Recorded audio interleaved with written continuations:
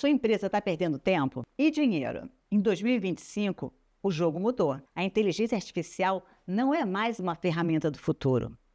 Ela é a ferramenta do agora e ela está mais acessível do que você imagina. Imagine um robô fazendo as atividades repetitivas. A IA está otimizando operações, reduzindo custos e liberando seu tempo para o que realmente importa. A estratégia. Ela pode automatizar o atendimento ao cliente, otimizar a logística e até criar textos para sua rede social. A pergunta não é se você vai utilizar a IA, mas sim quando. Quem não se adaptar vai ficar para trás. Em 2025, a inteligência artificial já é seu braço direito. Abrace essa mudança. Comece a explorar ferramentas de inteligência artificial agora mesmo e veja seu negócio decolar. E você?